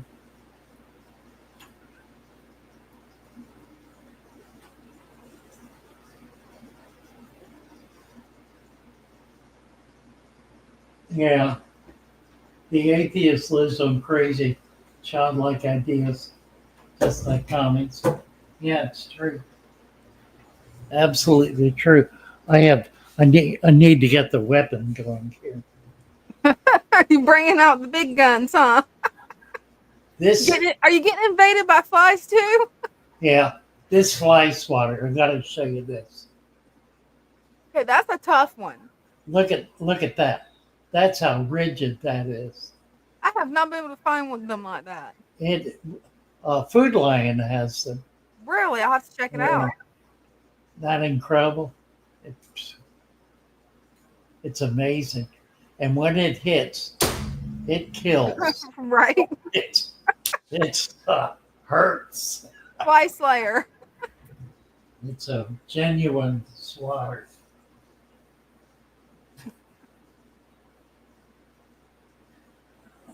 Where'd he go? He's moving around here. I'm gonna get him.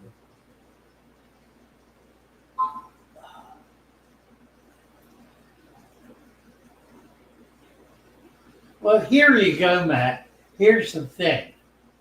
He's saying, I agree, Father Fish, but who created God? That's what I wonder. And it's the wrong question. No one created the creator. The creator is not created. He simply is and has always been. There is no place in time where there was no creator, in part because there is no time, but beyond that, because the creator cannot be created, but must be infinite, must have always been. Genesis, read Genesis. I am that I am. I am that I am. In the beginning was the Word. In the beginning. Now, that's not the beginning of human history. It's not the beginning of this universe. That's the beginning. In the beginning, the Word already existed. It doesn't say the beginning created the Word. It says in the beginning there was the Word. And what is the Word? The Word is absolute truth. The Word is what we refer to as God. We know nothing about God. We're not capable of knowing anything about God. We only know because there is rational process in our brain that allows us to consider the nature of reality. That reality cannot be other than created, and if so, then must have been created by a creator who himself, itself, herself, that self was not created. Else it would have a creator who created it, he, them, her. This is the nature of logic, and we make the assumption that the universe functions according to the principles of logic. Now, there have been substantial efforts to disprove that, but all the science points back to that logic, that reason, that the truths that we hold dear and the most precious are in fact fundamental to the nature of reality. We either can know reality or we cannot. And if we cannot, then we live in chaos. And if I don't want to live in that universe, Right? I Not a choose universe would not be fun. choose not to live there. I choose not to live in that respect, in that way, in that manner. I choose not to be a creature of chaos. I choose to be a creature of harmony, a creature of truth, a creature of principle, a creature of whatever we know to be honesty. And by knowing, I don't mean your opinion and your opinion and your opinion. That's not knowledge. Knowledge doesn't come from opinion. It comes from understanding the nature of reality, that which is apart from opinion. If there is only opinion, then there is chaos. So if you base your reality on opinion, you are living a chaotic existence. You may choose to do that. That's certainly your choice to do that. But you will not be happy, nor will you ever achieve any genuine satisfaction in your life. No, nor will you be able to discern the truth of anything. Got him. Hey, you got him. I just hope he didn't fall in the nuts. Oh, that would not be good. No, that would be bad. I may find him in my mouth. I don't see him, but that doesn't mean anything. And I don't see him down here anywhere. So he's probably in there. I hope not. You can always dump them out in a bowl and check and see. Yeah, there are too many little dark things in here. This is a wonderful bag of nuts. Look at this. Omega Power. What happened? Let me see if I can get you full screen. That way you can show it. Get you over here. There you go. Omega Oh, Power. that's got a big walnut Yeah. in it. That looks Sam's, good. Yeah, Sam's Club. It's Wild Roots. Is I guess the manufacturer's. Yeah, I really try 'em nice. out. It's got walnuts and bananas. The dry bananas are my least favorite. It's got these things, whatever that is. Cashews, a lot of pumpkin seed, Oh, now that sounds good. little chocolate drops, on and on. Brenda made some candy today that is to die for. This has a very high. Brenda, you need to explain what this is. Is that good? Oh, it's amazing. It has almond butter and a real high quality chocolate with a pretzel.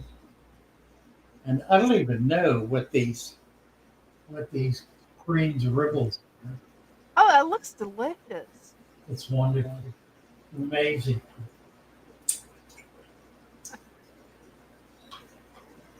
Actually, somebody's asking about my turtles. Is it all right if I go get Dean's phone and show them off on the stream? Sure. All right. I'll give everybody an update.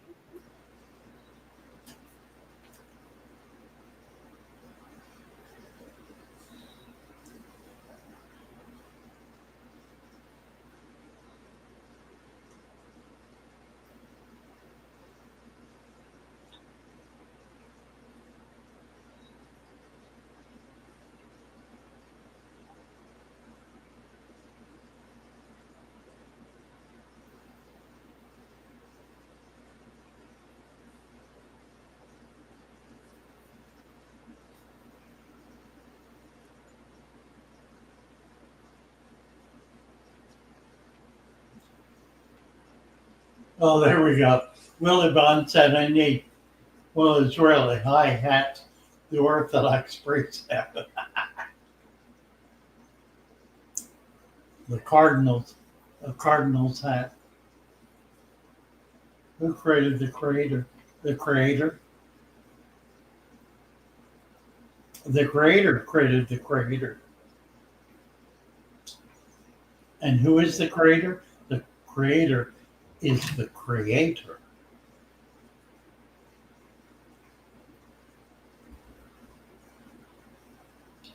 Too close to the frame. Yeah, I think that's true. I think the only way we can see the big picture is to see the little picture and realize that the little picture is the big picture. What's true in the microcosm is true in the macrocosm. I do believe that. Russian priests have seriously nice hats. Couldn't agree more. Really, Bob. Right? Because it gets cold. Right.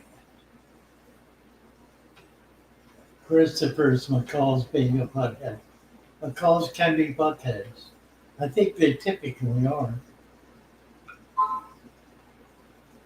Chatterbox says I need to do a service on YouTube. I know, I've thought about it so often. I really do. I keep thinking about it. I'm going to have to break down and do it. Just do it, that's all.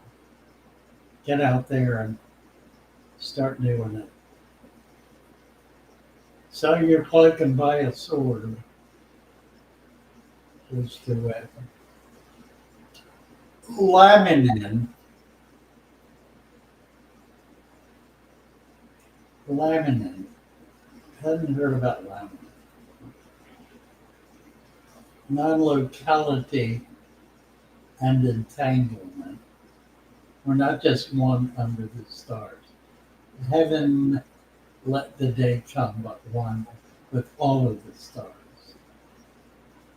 And Benamor wants to know what's the topic. And Willie says, holographic universe. Talking about God, Jesus, creation. Well, you need to stop thinking about that, man, because you're thinking in circles. Your mic's not on, Dana. Can you hear me through the other mic? A little bit, yeah. You think I should switch it over to this? Because I can switch it You're over to right. this. Yeah, that's fine. Okay, it's fine? Okay. So this is the turtle update. Actually, you notice there's a lot less algae on his back. Well, it was fine. Now it's gone. Uh-oh. Well, let me see if I can fix it. How about now? Perfect. All right. Awesome. Do we have any echoes? No, it's fine. It's okay. Okay, great. I've noticed something really cool with these turtles. She will actually eat the algae off of his back. Because I was going to take them out and brush them, but she's been doing it without any problems. Wow. It's pretty impressive. As you can see, I think there's an echo on right here. 1 second. Let's see here. Turn this down. There we go. Now that should be better. But yeah, the mint is just growing like crazy. Check that out. I didn't trim it this time. I usually trim it once a week. It is thriving. Then we've got the black mollies here. You can see, let's see if I can get it where to show it. There's a baby black molly. And the green water's got it twice as big as what it normally would. Then the baby guppies. And I've got some more rice fish. And they are just doing great. I love the rice fish. But yeah, that's the baby turtles. I hope you guys enjoyed seeing them. I'm going to try to live stream them more for everybody.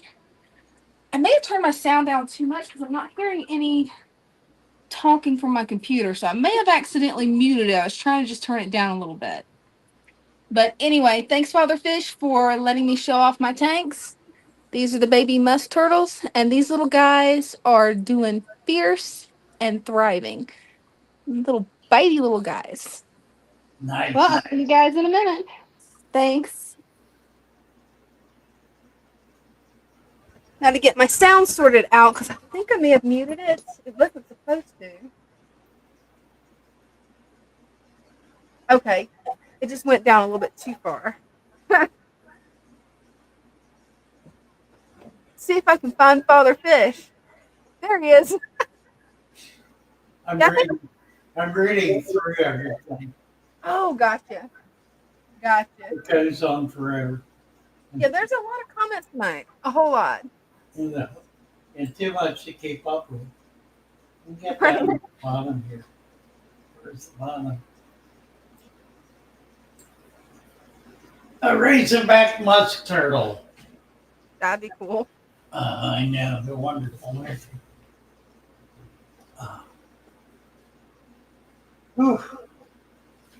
Let's see if everybody's got a wrench. Yeah, I think so. I know at the bottom of the chat they do. Matthew, you're green because you are you have paid membership in YouTube. Jeremy H. Keep Julie in a planted dirt tank. Yeah, I have Julie's in planted dirted tanks that they do extremely well. Oh, the prodigious is here. Awesome. Who? The prodigious. Oh, good. He just popped up. Mm-hmm. All right, let me get over here. There he is. Right there. Yep. Hey. How you guys doing? Good. Good. How are you? I'm good. I'm good. I enjoyed the chat today. Thank Live you. stream. Glad to hear it. I wanted to show you my new Corys, Oh, wonderful. Oh, but they're I think adorable. you could only see one right there, like very far. I see You one in the guys, back heading back there too. yeah, I they're love like your blue babies. ram's horns too. Thank you.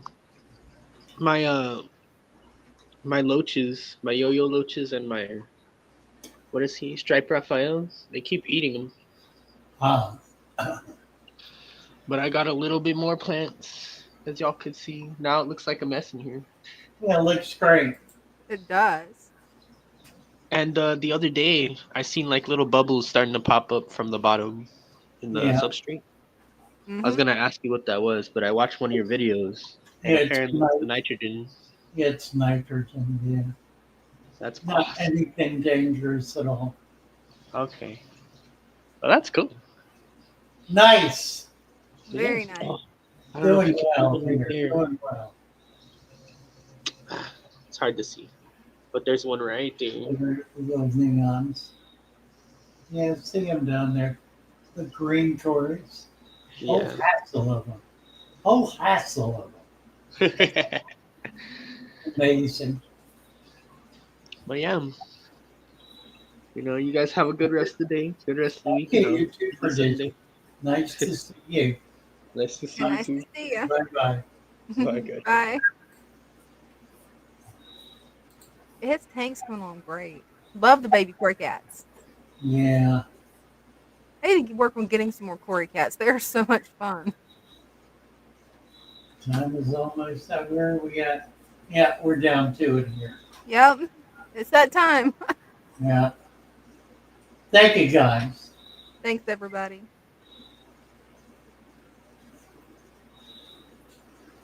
Let's see. Yeah, Prodigious is putting a nice tank together. Isn't it? Love you all. Love y'all. We will be back Hmm. on Wednesday And Sunday. Yep. and Sunday. Hmm. We'll see you then. See you then. Meantime, we're gonna I sing. love my little Sounds like a fishes plan. as they swim about their home. I love my little fishes as they swim about their home. When the sunlight shines upon them and their colors begin to glow, I am drawn into a world where my heart longs to go. I imagine scenes of beauty and feel the warmth of love. I love my little fishes as they swim about their home. I have traveled the world over, but never found a peace that comes from watching my fishes as they swim about their home. My heart is happy and I am content to sit and watch them swim. I will not be alone while these fishies are in my home. When the sunlight shines upon them and their colors begin to glow, I am drawn into a world where my heart longs to go. I imagine scenes of beauty and feel the warmth of love. I love my little fishes as they swim about their home.